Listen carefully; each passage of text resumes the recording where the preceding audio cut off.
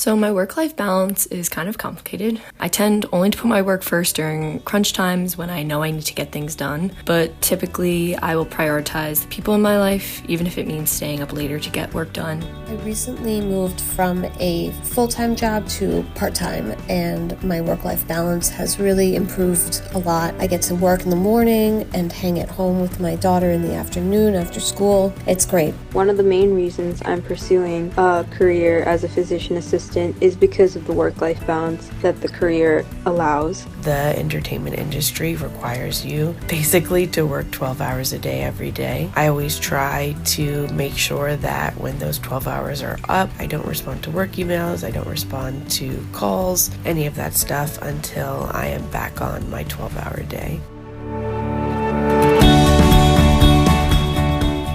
Welcome back to You, Me, and Ennui, the show where you, the listener, and me, your host, Mary Kate Polanin, discuss the challenges that come with life's uncertainty, and that's the ennui. We're so excited to be back for season 2. This season, we're focusing on figuring out our careers and asking the tough questions. Questions like, should I be pursuing my passion? Or is it okay to have a job that's just a job? How do I figure out my working style? How do I adjust to new work environments? What's my vocation, and how do I find it? Each week, we'll talk to guests about their unique career journeys and dig into some of our biggest questions about the nature of work, because we're all ready to thrive in our professional lives. Listen to You, Me, and Ennui anywhere you get your podcasts, and don't forget to hit the subscribe button while you're at it. If you have a burning career question, DM us at EnnuiPodOfficial_. That's at EnnuiPodOfficial_. So today we're going to be talking about work, which we're talking about this entire season.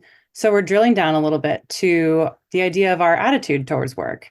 Do we shoot for the stars and get the job of our dreams? Or is it a little more practical or maybe pragmatic to decide to say that a job is just a job and that's just fine? So we're going to be diving into questions like these with our guest, Alyse Maguire.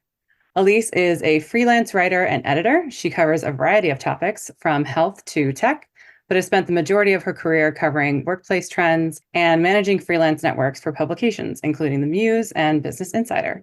And we'll leave information on her website and her handle in the show notes. Welcome, Alyse. Thank you for having me. So good to have you. You've written so much about the nature of work and work relationships that we're really excited to have you on the show today to answer some of our burning questions about the nature of work, hybrid work, how to go for the job that's right for you. So if it's all right with you, we'll just dive right in. Yeah, let's do it. We'll start with this. You previously worked for The Muse, where you wrote almost 500 articles about work and professional life. What were your career biggest takeaways from writing and editing so many career-related articles? So I guess there's a few. I feel like the biggest theme of a lot of the questions we were getting and the kinds of hurdles that job seekers are trying to get through was, how do I get a job that I'm excited about, that I've been wanting for so long? So whether you've been job searching for months and you just haven't gotten there, or you're trying to make a career change, or you're right out of school, figuring out your first entry level job. So obviously the advice is tailored to those specific situations, but sort of the common themes that arose, the first being networking. I feel like it really is the way in.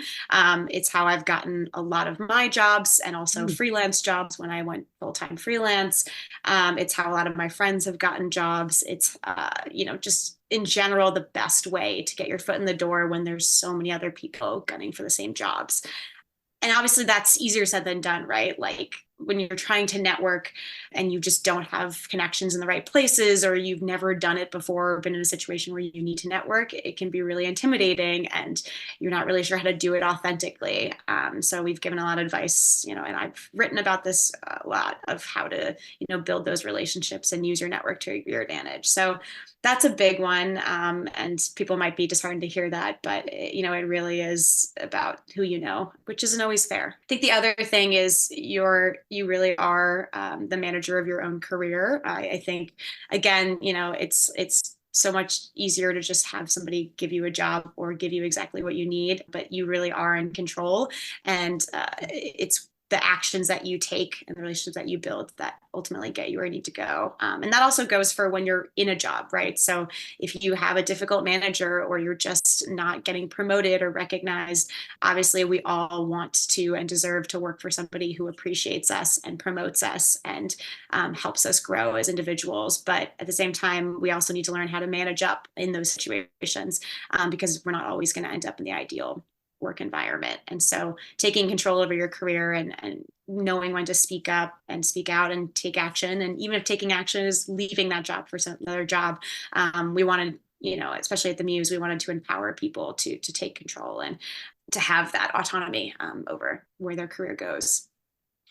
Great. I mean, it sounds like the two themes that you've hit on, management and also networking, are unfortunately just one of those really murky, nebulous, you kind of have to figure it out as you go. Unfortunately, there's no perfect blueprint to follow, right? That's what I'm hearing, and I've definitely experienced as well. So all the more reason for you to be writing and giving advice to people, because I'm sure there are lots of questions.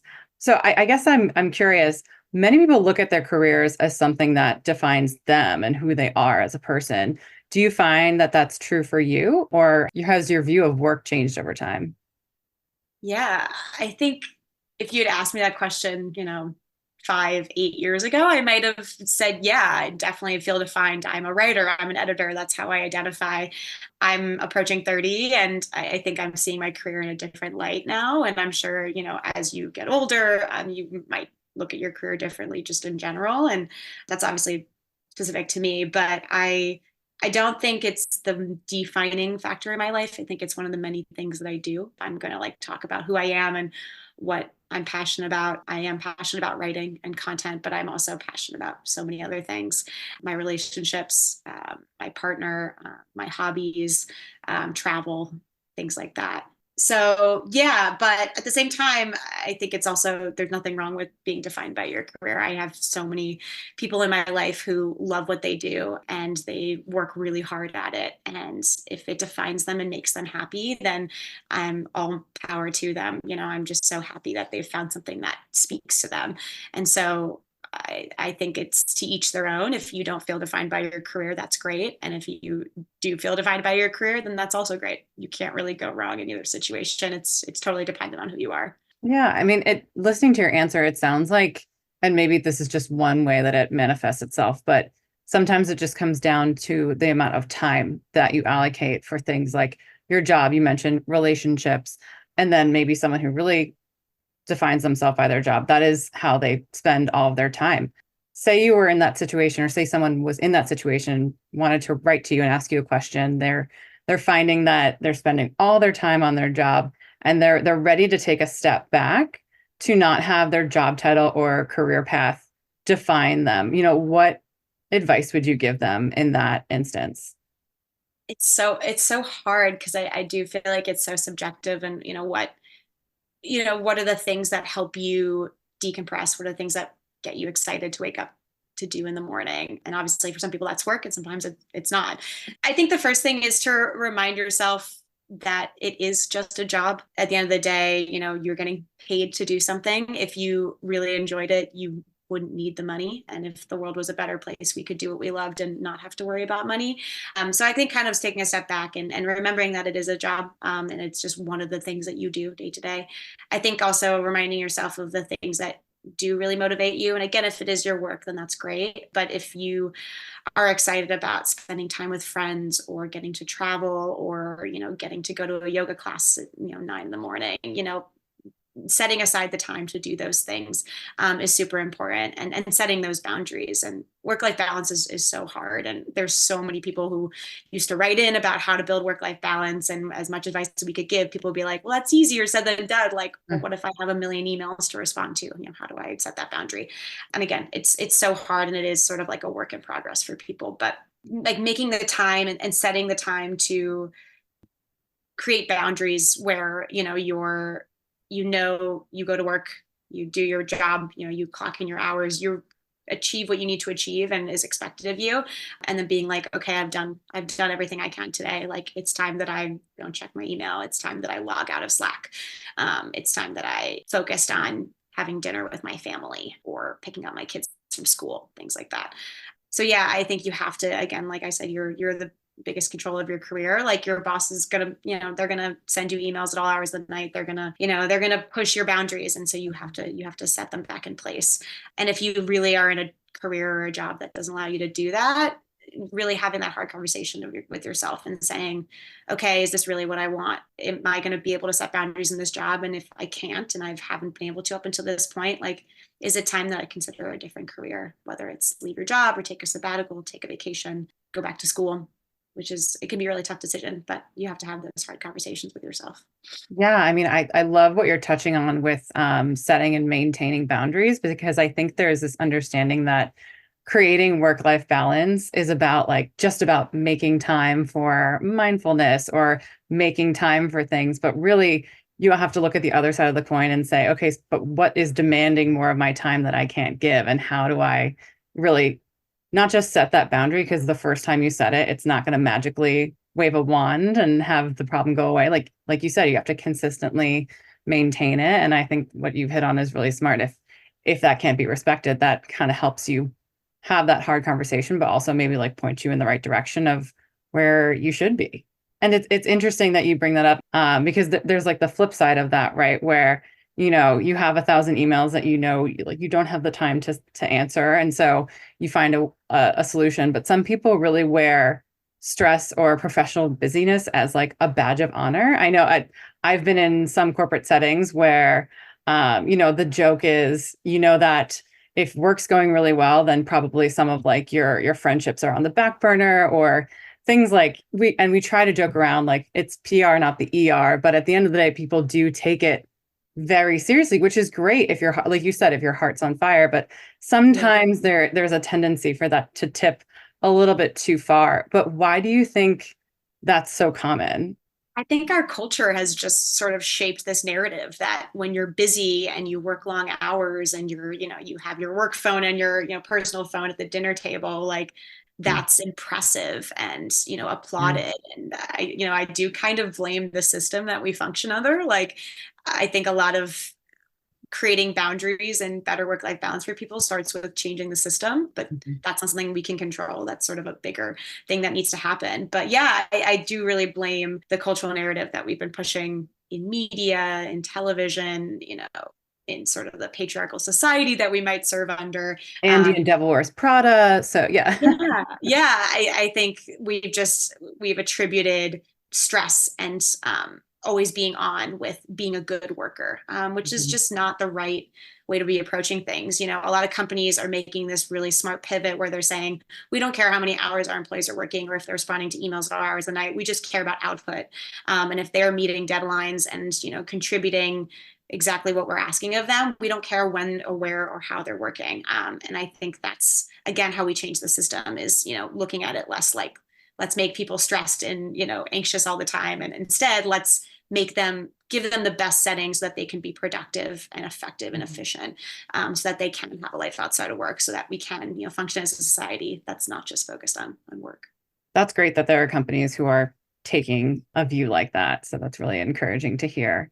And maybe you're right. It is the media narrative of how the corporate world works, but good to hear that there are some shifts going on. Speaking of shifts, do you think that there's been a generational shift, or maybe it's a pre and post pandemic mindset in how people view their jobs?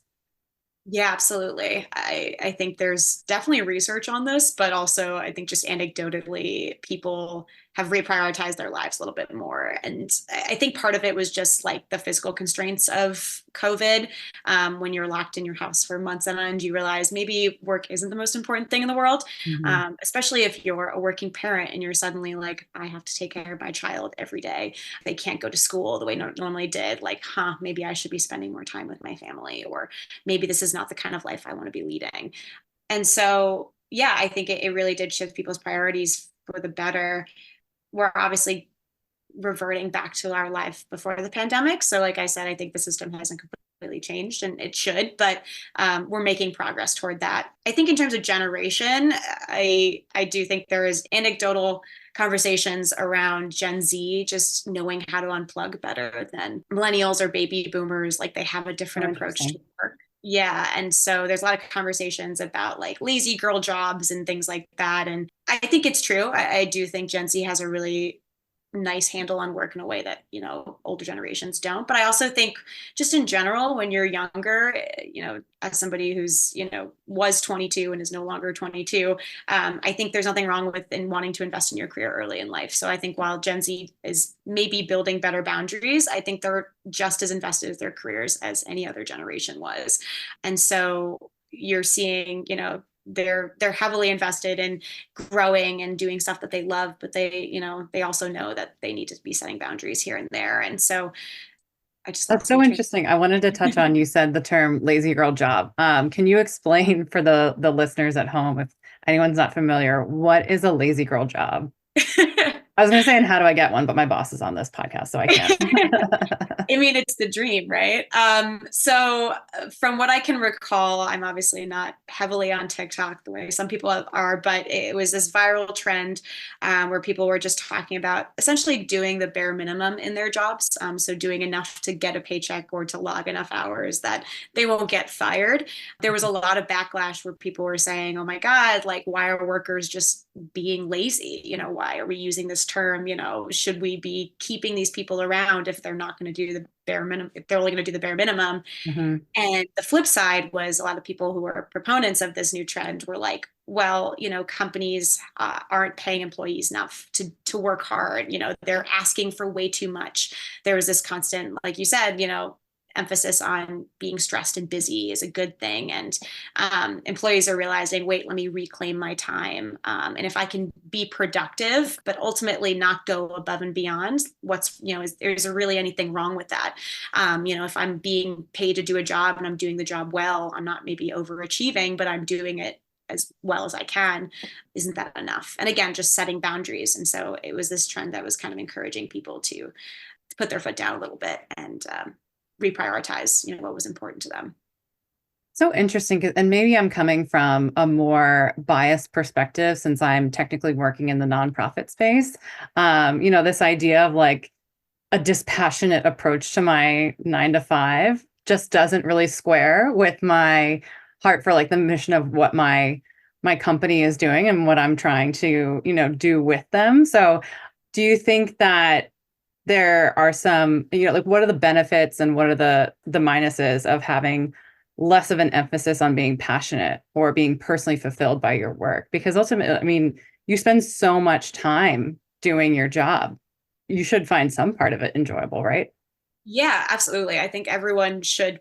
If you can't find a job that, sort of excites you every day, there should be a job that at least challenges you and surrounds you with people that you enjoy working with in an environment where you feel respected and safe and ultimately happy. And so, again, while the day-to-day work might not excite you, I think those other factors are just as important.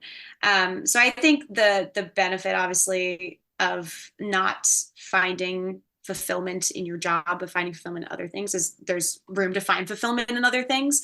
And so you're not suddenly tied to this thing that could go away at any moment. I think at the end of the day, like a job is just a job and you could be laid off. The company could shutter. They could restructure a team. The job that you signed up for could no longer be the job you signed up for. You could have an amazing boss who leaves and gets replaced by a less than exciting boss. And so when you don't tie your passions to your job, you're not dependent on somebody else for your happiness and fulfillment. You can find it in other places. Obviously, the downside is, like you said, you spend so much time at your job. So I don't think it's a matter of, making your job your passion, but it is about finding moments where you are passionate about the work that you do. It's going to feel like work, but it shouldn't feel like work every day. And again, the people that you do the work with is ultimately just as important as the work itself. So true. So, my next question, we're both talking to each other from our home offices right now. So just to be fully transparent with the listeners at home, but with the rise of hybrid and remote work, have you seen a shift in how people view their office as a community? We were just talking about, the people that you work with being a really important and key part of overall fulfillment at work.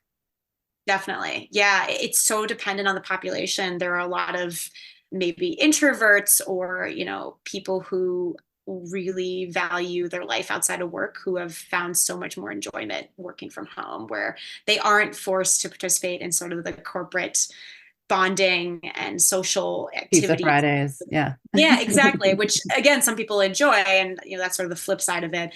But there are a lot of people that are finding more fulfillment in their jobs because they can just do their job on their own time, at their own schedule, in a place that they feel comfortable in.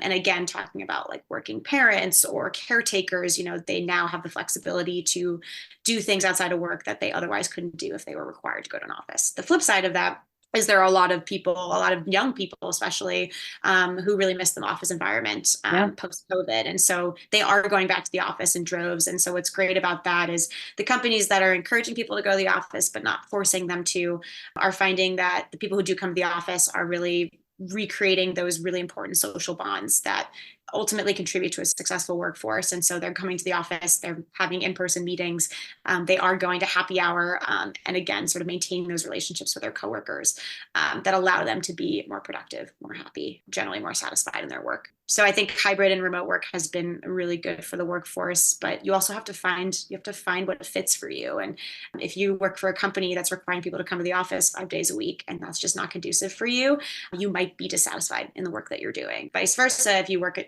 fully remote, but you are craving that social interaction, maybe you need to be finding ways to go into an office or to at least go to a co-working space where you can interact with people. So again, taking control of your career. And if you don't have the stuff in front of you, finding a way to put it in front of you yourself. Yeah, I was going to say, just speaking specifically to the experience of like a fully remote worker or maybe a recent college grad who doesn't have a job yet, but it is on the job hunt and they're really craving that community. You mentioned a co-working space. Are there other tips or pieces of advice that you would give to someone who is really looking to build a community, even though they don't really have one yet? It's so hard. I mean, I think especially if you're coming from college, you're surrounded by people your age for 4, maybe more years, and suddenly you're thrown into the working world and your friends kind of start sporadically, going in different directions and locations and working in different careers. And so, yeah, you don't have that community around you. Yeah. I mean, I think there's conferences, there's networking groups, there's meetups. I think there's places like Bumble where like you can meet friends, not just use it for online dating, but you can also like date friends and meet new people that way. But yeah, really, when you're job searching, vetting the company as much as they're vetting you. When I was looking for a job right out of college, it was really important to me to be excited about the people that I would be working with. And so I advise any recent grad or college student to, when they're interviewing for the company, don't just ask about the job, but ask about the office culture. Go into the office if you can, get FaceTime with as many people as you can, and follow your gut in terms of who are the people that you're really excited about and connect with and think you can build a community around. That's going to be super important. And yeah, once you land that first job, that's the community you have for life. You keep those connections often forever. And so there is a lot of value in choosing the right community from the start to get your career launched.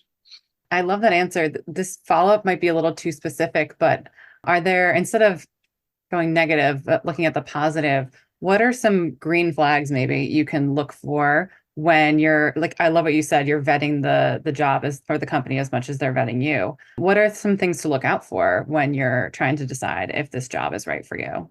Ooh, that's a good question. I think, the first is just getting a feel for the culture. So like I said, like when you go to the office and interview, when you walk in the door, are people socializing and, laughing? Are they sitting in cubicles, not looking at each other, on their computers? And again, each environment's different. If you're somebody who loves to do heads down work and you don't want to be constantly distracted by an open office, like if you walk into an office with cubicles, you might be so excited about that. Right. So again, getting a feel of like, can you see yourself working in this office and working alongside these people? And does that vibe resonate with you? I think, again, in terms of green flags, it is really subjective. You kind of have to ask the questions that are going to get to the heart of what you're looking for. So if culture is really important to you, asking people you're interviewing with, whether it's your manager or people around you, tell them, have them describe, some fun activities they do outside the office. Ask them about, how they would define the culture, what are the favorite things they love most about the job, what's made them stay at the company as long as they have, what's one project they were really enjoyed working on and why. How would they describe the management or leadership culture? Again, sort of asking those probing questions of each individual. And sometimes I like to ask the same question of multiple people to see if like the answers are consistent. I think that's also a red flag if like everyone's kind of dodging the question, or everyone gives a different answer, or there's something hidden under the answer. You might not be getting as much transparency into, how the company really functions as you would like. So that's something to look out for. Okay. Those are all really helpful. It's always good to have a follow-up question when you're in an interview. So be sure to take note, listeners at home. All right. Well, then we're going to pivot to our question that we ask all of our guests, since the name of the podcast is You, Me, and Ennui. Is there anything that is giving you a sense of ennui, listlessness, uncertainty at the moment? I love this question. I mean, like I said, I'm approaching 30, and I feel like that's a really pivotal, culturally, it's a very pivotal moment, but I do feel like you've reached the stage of your career in your life where you're like, have I done everything I wanted to do? Do I have any regrets? So I've been trying to like approach that sort of milestone with compassion and giving myself a break of, you know what, like you might not have everything figured out now, but be confident that other people around you are also going through the same thing. Another thing I'm thinking about is I'm a freelancer full time right now, and freelancing has so much flexibility and opportunity, again, to take ownership of your career, but there's also so many opportunities. And so, one day you might be really enjoying the work you're doing, the next you're wondering, should I be doing something else? Or is this really what I want to be doing long-term? And so I am kind of constantly thinking about what else I could be doing in my career, what new clients I could be working with that I may not be working with yet. And so I think that's constantly giving me a little bit of ennui in my day-to-day life. Just grateful for the life that I have. And again, reaching this milestone is really great. Well, as you're searching for those answers, you can go back and re-listen to this podcast and listen to your advice, and maybe listen to the rest of the season. I really should. But I love your takeaway of giving yourself grace as you approach a major milestone, instead of treating it like this, end all be all and, oh no, like what have I done sort of dramatic moment. So that really resonated with me. Thank you so much for your time and for answering our questions. Are you working? You're freelancing. So are you working on anything now that you would love to point our listeners to, or maybe you can just tease an upcoming project or anything that you have going on? Feel free. I would love to connect with any other writers, editors, freelancers, clients with content needs. Feel free to reach out. I'd love to just meet new people. Like I said, the people you work with define your career. But yeah, nothing big. Definitely feel free to follow me on Twitter or check out my website. Love it. Your first answer was about networking and your last answer was about networking. So you're very consistent. You got to practice what you preach. Great. Well, Alyse, thank you so much for joining us. This has been a pleasure. Like I said, we're going to leave all the information where you can find Alyse's work or how to connect with her in the show notes. So be sure to check those out. Thank you so much for having me. Thanks again for listening to You, Me, and Ennui. As always, I hope the conversation today offered a bit of insight into whatever you're facing and lets you know that there are at least one or two more people here in podcast land who can relate, because that's what we're trying to do, build a community.